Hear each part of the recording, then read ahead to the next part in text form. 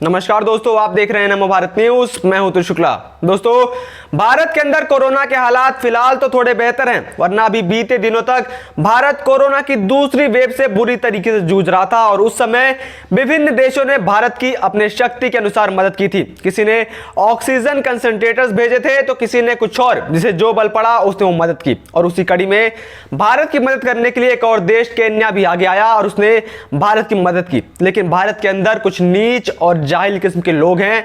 माफ कीजिएगा, जाहिलों को भी पता होता है कि उन्हें कहां पर क्या बोलना है, लेकिन यह लोगों को पता नहीं कि ये लोग किस प्रकार के समाज में रहकर आए हैं कि इन्हें हर जगह सिर्फ घटिया किस्म की बातें करनी होती हैं। दोस्तों, इन लोगों की जो करतूतें सामने आई हैं उसके लिए तो अगर मैं इन्हें गाली भी देने बैठूं तो वो भी कम है, लेकिन मैं अपना मुंह इन लोगों को गाली देकर गंदा नहीं करना चाहता। और जब आपको इस बारे में पता चलेगा तो आपका गुस्सा भी 7वें आसमान पर होगा। अब क्या यह पूरा मामला, उसके लिए आप इस वीडियो को पूरा अंत तक देखते रहिए। दोस्तों, जब से अफ्रीकी देश केन्या ने कोरोना वायरस संक्रमण की दूसरी लहर से जूझते भारत को मदद भेजी है, तभी से कुछ लोग लगातार यह कहते हुए हंगामा मचा रहे हैं कि एक छोटे से देश से भारत को मदद की जरूरत पड़ गई। जीडीपी के मामले में भारत से 30 गुना छोटे केन्या ने अगर मदद में कुछ भेजा है तो उसकी दरिया दिली का स्वागत करने की बजाय लोग भारत को दोष दे रहे हैं। ज्ञात हो कि केन्या ने स्वेच्छा से मदद भेजी है, भारत ने उससे कोई मदद नहीं मांगी थी। लेकिन आज जो लोग केन्या को गरीब देश और न जाने क्या क्या कह रहे हैं, तो उन्हें सबसे पहले मालूम होना चाहिए कि भारत की अफ्रीकन देशों से दोस्ती कोई आज की नहीं है। भारत के संबंध बहुत पहले से इन देशों के साथ है। अभी हाल ही में अफ्रीका से ही एक भगवान शिव की 100 साल पुरानी चांदी की मूर्ति चोरी हो गई, जिससे एक बात तो साफ हो गया कि भारत और अफ्रीका के संबंध 100 साल से भी ज्यादा पुराने हैं। तभी तो हिंदू संस्कृति वहां पहुंच पाई। और आज जब उसी हिंदू संस्कृति के हिसाब से अफ्रीका का ही एक छोटा देश केन्या गिलहरी मदद कर रहा है तो लोगों को वो रास नहीं आ रहा है। वहीं दूसरी तरफ सोशल मीडिया पर जवाहर सरकार और नीरज भातेजा जैसे लोगों ने भारत की तुलना बांग्लादेश से करते हुए कहा कि केन्या से भारत को मदद की जरूरत पड़ गई। यह बड़े ही शर्म की बात है। और वहीं यह लोग हैं जिन्होंने आज तक अपने पैसों से किसी एक भूखे गरीब को कुछ खाना तक नहीं खिलाया होगा, लेकिन आज ट्विटर पर ऐसे बन रहे हैं और ऐसे ज्ञान दे रहे हैं जैसे पूरी दुनिया के मसीहा यही लोग हैं। सबसे पहले जानने वाली बात यह है कि केन्या ने भारत को असल में भेजा क्या क्या है। असल में हिंद महासागर के किनारे पूर्वी अफ्रीका में बसे इस देश ने भारत के लिए 12 टन खाद्य सामग्री भेजी है। इसमें चाय, कॉफी और मूंगफली शामिल है। आज जब केन्या ने यह कहते हुए मदद भेजी है कि उनके चाय कॉफी से कठिन समय में लगातार काम में लगे हुए भारत के मेडिकल कर्मचारी और डॉक्टर जब केन्या की चाय कॉफी पिएंगे तो वो तरोताजा महसूस करेंगे और उन्हें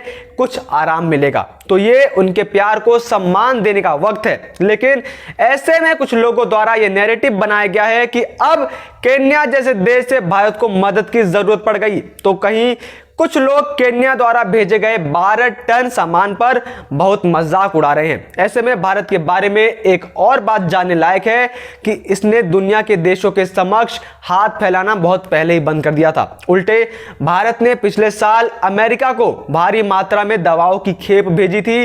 भारत ने केन्या को भी वैक्सीन दी थी और सिर्फ केन्या ही नहीं, भारत ने पिछले साल बहुत देशों की मदद की थी।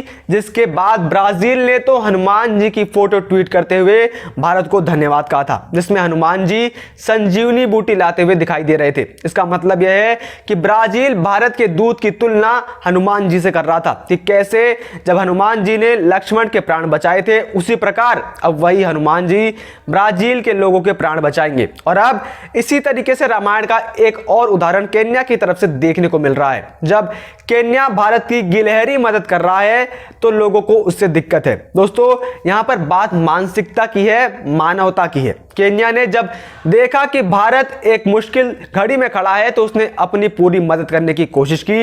यह एक मानवता और उदारता का उदाहरण है। दोस्तों, आपको रामायण के समय की एक कहानी बताता हूं कि आपको पता ही होगा कि माता सीता को वापस लंका से लाने के लिए वानर सेना राम सेतु पुल बना रही थी, जिसमें सभी वानर अपने बल के हिसाब से अपना अपना सहयोग दे रहे थे और पत्थरों से पुल बना रहे थे। ऐसे में एक गिलहरी भी मदद करना चाहती थी, इसीलिए वो मुंह से कंकड़ उठाकर नदी के अंदर डाल रही थी। उसे ऐसा बार बार करते हुए एक वानर देख रहा था। कुछ देर बाद वानर गिलहरी को देखकर उसका मजाक बनाने लगता है। यह सुनकर दूसरे वानर भी गिलहरी का मजाक बनाने लगते हैं। गिलहरी यह सब सुन सुनकर बहुत ज्यादा दुखी हो जाती है। परेशान गिलहरी श्री राम से सभी वानरों की शिकायत लेकर उनके पास पहुंचती है। तब भगवान श्री राम खड़े होते हैं और वानर सेना को दिखाते हैं कि गिलहरी ने जिन कंकड़ों व छोटे पत्थरों को फेंका था वो कैसे बड़े पत्थरों को एक दूसरे से जोड़ने का काम कर रहे हैं।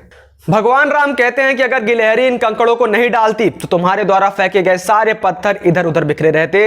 ये गिलहरी के द्वारा फेंके गए पत्थर ही हैं जो इन्हें वापस में जोड़े हुए हैं। पुल बनाने के लिए गिलहरी का योगदान भी वानर सेना के सदस्यों जैसा ही अमूल्य है। यानी खुद प्रभु श्री राम भी उस गिलहरी की मदद को ना नहीं कह पाए थे, क्योंकि गिलहरी की नियति अच्छी थी।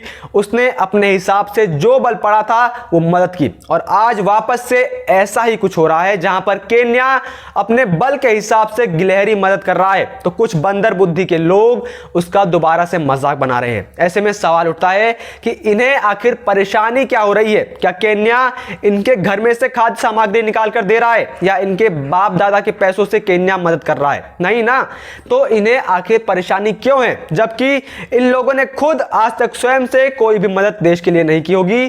क्योंकि कहना बहुत आसान होता है। जिस किसी ने भी आज तक किसी भी इंसान की मदद की हो वो इस प्रकार की भाषा तो बोल ही नहीं सकता। वहीं यह ज्यादा पढ़े लिखे लोगों को रामायण की बात तो रास आई नहीं होगी, ना ही इन्हें वे बातें समझ आई होंगी, क्योंकि यह लोग पढ़े लिखे जाहिल मूर्ख हैं। यह तो इन्हें अमेरिका का भी एक उदाहरण दे देता हूं। आपने अमेरिका का नाम सुना होगा, मैनहट्टन का भी नाम सुना होगा, वर्ल्ड ट्रेड सेंटर का भी और ओसामा बिन लादेन का भी। जो ज्यादातर लोगों ने नहीं सुना होगा वो है इनोसाइन गांव, जो पड़ता है केन्या और तंजानिया के बॉर्डर पर, और यहाँ की लोकल जनजाति है मसाई। अमेरिका पर हुए 9/11 के हमले की खबर मसाई लोगों तक पहुंचने में कई महीने लग गए। उसके बाद इसी जनजाति समूह ने अमेरिका को एक पत्र लिखकर उसे 14 गायों की मदद देने की बात कही थी, जिसके बाद अमेरिकी दूतावास के डिप्टी चीफ विलियम ब्रांगिक को एक पत्र भिजवाया, जिसे पढ़ने के बाद विलियम ब्रांगिक ने पहले हवाई जहाज का सफर किया,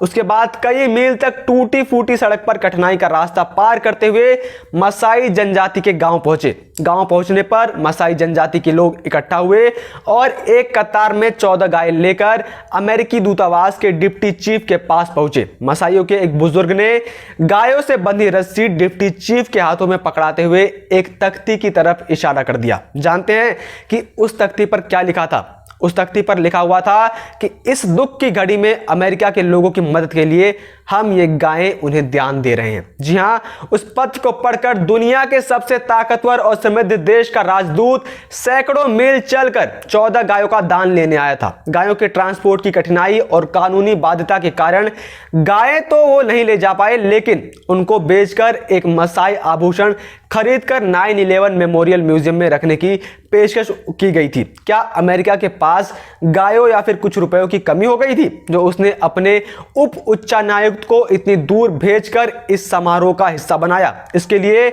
हमें अमेरिका की तारीफ करनी चाहिए, क्योंकि उसने जनजातीय समूह के प्यार को स्वीकार किया और उनके दान का मान रखा। इसके लिए हमें केन्या और उसके लोगों को धन्यवाद देना चाहिए, जिन्होंने आपदा के बारे में जानकर जो हो सका और जो समझ में आया अपनी तरफ से उसे पूरी जी जान से किया और भारत की मदद करने की पेशकश की। दान नहीं, दानी का हृदय देखिए। कंकड़ नहीं, कंकड़ उठाकर सेतु में लगाने वाली गिलहरी की श्रद्धा देखिए। इसलिए यह कहना कि केन्या ने प्यार से मदद भेज दी तो भारत भिखमंगा हो गया है, बिल्कुल ही गलत है। गिरोह विशेष को समझना चाहिए कि रुपए के आधार पर ही केवल तो यह तय नहीं किया जा सकता कि कौन किसकी मदद कर सकता है। कभी कभी यह किसी के लिए दिल में मान सम्मान की मात्रा के आधार पर भी तय होता है। जय हिंद, जय भारत।